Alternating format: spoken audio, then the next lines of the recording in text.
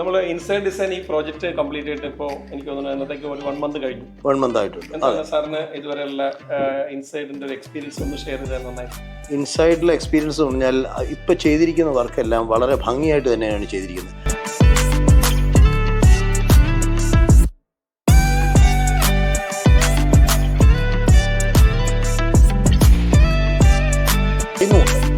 ഇപ്പം നിലവിൽ എനിക്ക് I am satisfied with this. എനിക്ക് വളരെ തൃപ്തികരമാണ് ഇതെല്ലാം ചെയ്തതിൻ്റെ എല്ലാം ആസ് എ ഹോൾ മൊത്തം ചെയ്തതിനകത്ത് വളരെ തൃപ്തികരമാണ്. എന്നെ സംബന്ധിച്ച് എപ്പോഴും കോസ്റ്റ് എഫക്റ്റീവ് ആയിട്ട് ചെയ്യുക എന്നുള്ളത് എൻ്റെ ഒരു പ്രയോറിറ്റി ലിസ്റ്റ് തന്നെയുള്ളൊരു കാര്യമായിരുന്നു. അപ്പം നിങ്ങൾക്ക് സെലക്ഷൻസ് ഓഫ് തിങ്സ് ഉണ്ടായിരുന്നു, ലൈക്ക് എല്ലാ റേഞ്ചിലും തിങ്സ് അവൈലബിൾ ആയിരുന്നു. അപ്പം എനിക്ക് സെലക്ട് ചെയ്യാനും ചൂസ് ചെയ്യാനും എളുപ്പം വന്നു. അപ്പോൾ അതെനിക്ക് വളരെ അപ്രോച്ചബിൾ ആയിട്ട് തോന്നിയിരുന്നു. പിന്നെ സ്റ്റാഫ് ആണെങ്കിലും ലൈക്ക് നിങ്ങളുടെ ഓരോ സ്റ്റാഫ് ആണെങ്കിലും നമ്മളോട് കമ്മ്യൂണിക്കേറ്റ് ചെയ്യുന്ന രീതികളും എല്ലാം ഭയങ്കര നല്ലതായിരുന്നു. നിങ്ങളൊരു ഗ്രൂപ്പ് ക്രിയേറ്റ് ചെയ്തു വാട്സാപ്പിൽ, അപ്പോൾ അതിലൊരു കറക്റ്റായിട്ട് കമ്മ്യൂണിക്കേഷൻസ് കറക്റ്റായിട്ട് കിട്ടുന്നുണ്ടായിരുന്നു. പിന്നെ from the civil work onwards ആദ്യം മുതലേ നിങ്ങളുടെ ഇൻവോൾവ്മെന്റ് നന്നായിട്ടുണ്ടായിരുന്നു.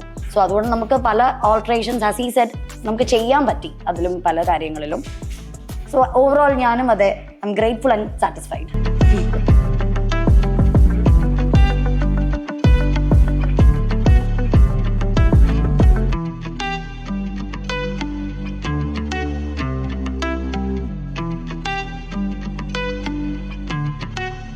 അല്ല, ബേസിക്കലി ഒരു ഹോമിനെ ഹൗസ് ആക്കുന്ന ഇന്റീരിയേഴ്സ് അത്രയും നാളും അതൊരു ഹോം മാത്രമാണ്. നമ്മുടെ പേഴ്സണൽ സ്പേസ് ആവുകയും നമ്മൾ കംഫർട്ടബിൾ ആയിട്ടുള്ള ഒരു സോണിലെത്തുകയും ചെയ്യുന്നത് ഇന്റീരിയർ എന്തെങ്കിലും ചെയ്യുമ്പോഴാണ്. അത് ഞങ്ങളുടെ ഇൻവോൾവ്മെന്റ് ഉണ്ട്, നിങ്ങളുടെ ഇൻവോൾവ്മെന്റ് ഉണ്ട്. ഇത് ഒരു ക്ലബാണ്, ഒരു ഗ്രൂപ്പാണ്.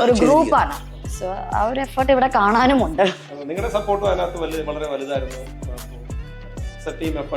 കാരണം ഇതിനകത്ത് ഞങ്ങൾക്ക് അധികം പറയാനില്ലെങ്കിലും നിങ്ങൾക്കാണ്, കാരണം നിങ്ങൾ ഇത് ചെയ്ത എക്സ്പീരിയൻസ് ഉള്ളതുകൊണ്ട് നിങ്ങൾക്ക് അതിനകത്ത് കൂടുതൽ പറയാൻ സാധിക്കും.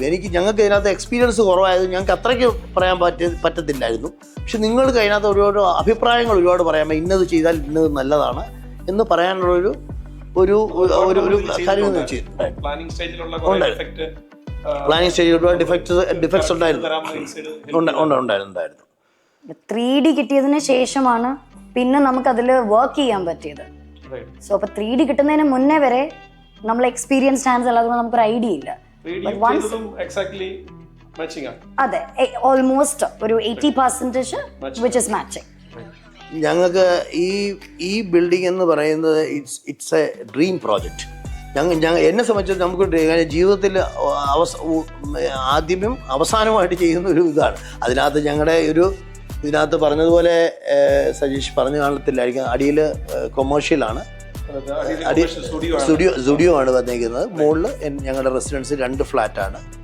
അതിൽ കൂടുതൽ ഞങ്ങൾ ഇവിടെ ചെയ്യാവുന്നതിൻ്റെ മാക്സിമം ചെയ്തിട്ടുണ്ടെന്നുള്ളതാണ് എൻ്റെ വിശ്വാസം. അത് മാക്സിമം തീർത്തു,